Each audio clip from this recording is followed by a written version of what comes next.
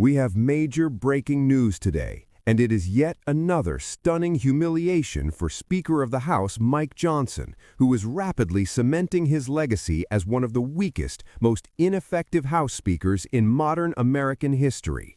This is not spin. This is not hyperbole. This is a simple reading of the facts. Mike Johnson just suffered another massive loss, this time at the hands of his own caucus, after multiple Republicans split from both him and Donald Trump to advance a bill extending the Affordable Care Act subsidies that have been hanging in the balance for months. These are the same subsidies that keep health care affordable for roughly 24 million Americans. These are the same subsidies Mike Johnson has been desperately trying to kill behind closed doors, and today he lost control. Let's walk through how we got here, because this didn't happen in a vacuum. Speaker Mike Johnson shut the government down for two main reasons. The first one is obvious. He wanted to stall and obstruct the release of the Epstein files. That has been clear from the beginning. The timing, the procedural games, the excuses, all of it points in the same direction. He used a government shutdown as leverage to prevent transparency.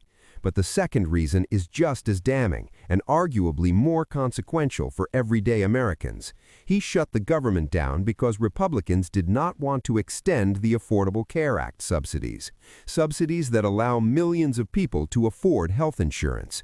Subsidies that, if allowed to expire, would cause health care costs to double for tens of millions of Americans almost overnight. Republicans know this. Marjorie Taylor Greene knows this. Republicans in swing districts know this.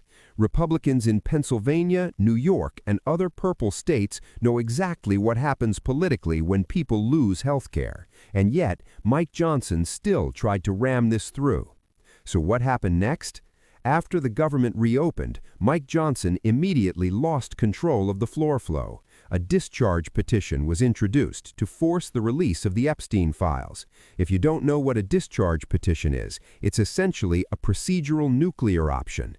It allows rank-and-file House members to force a vote without the Speaker's approval. It is the clearest possible sign that a Speaker has lost authority. And Mike Johnson lost. Republicans defected. Democrats joined. The petition advanced. Johnson's power was subverted publicly. That alone would be devastating for a speaker, but it didn't stop there. Fast forward a few weeks and the Affordable Care Act subsidies become the next battlefield. Democrats introduce a clean, straightforward extension. No poison pills, no gimmicks, just a continuation of subsidies that keep health care affordable for 24 million Americans. Mike Johnson fights it. He delays it. He blocks it. He tries to run the clock. And then something remarkable happens. Republicans start breaking ranks again. Mike Lauer signs the discharge petition, then Rob Bresnahan, then Brian Fitzpatrick, then Ryan McKenzie. One by one, GOP centrists decide they cannot politically survive Mike Johnson's strategy. CNN puts it plainly. GOP centrists choose the nuclear option and go to war with their own speaker over Obamacare.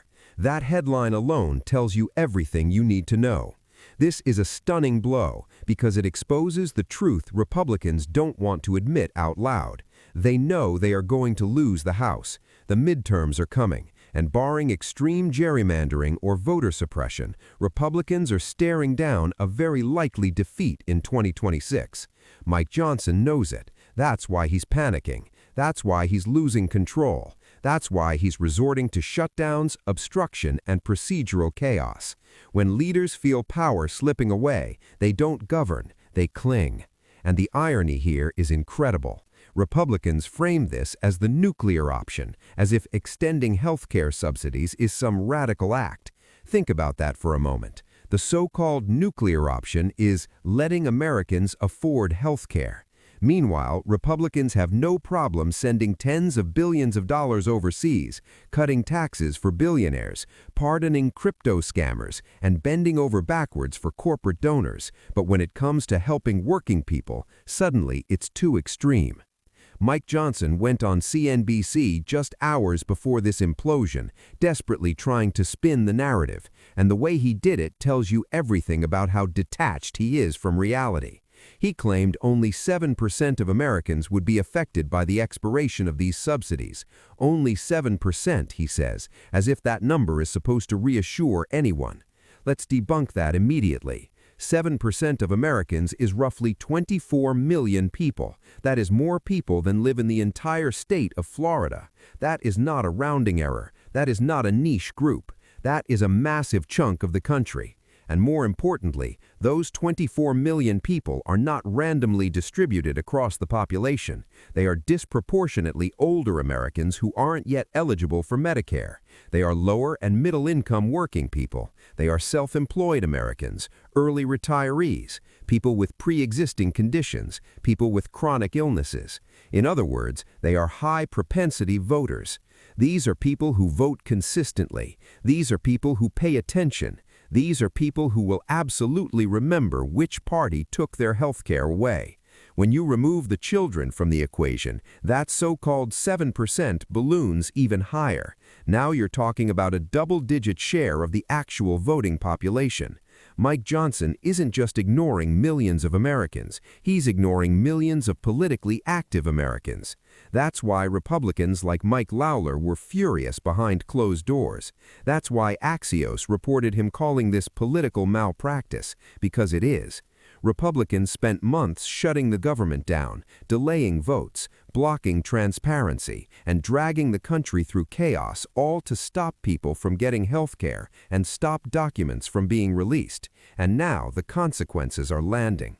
What makes this even more embarrassing for Mike Johnson is House Minority Leader Hakeem Jeffries now has the 218 signatures needed to force a floor vote. That's it. That's the threshold. Johnson can no longer stop it procedurally.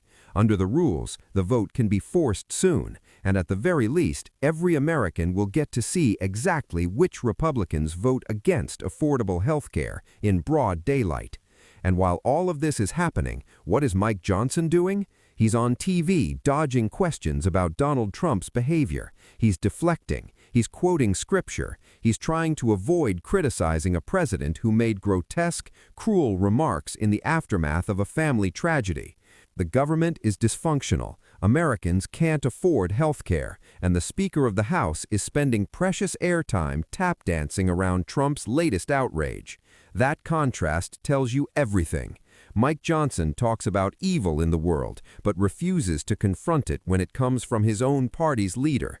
He talks about morality, but presides over a system that denies health care to millions. He talks about order, but can't even keep his own caucus in line. Women in Congress are speaking out about being disrespected. Reporters are being demeaned. Accountability is nowhere to be found. And the Speaker, he's losing votes, losing control, and losing credibility by the day. Here's the bottom line. Mike Johnson is not leading. He is reacting. He is not governing. He is obstructing. And his grip on power is slipping fast. In about a year, he will likely be weeks from losing the Speaker's gavel altogether. The transition is coming, and no amount of shutdowns, spin, or procedural games will stop it. This is what it looks like when a speaker loses his caucus, his leverage, and the trust of the American people.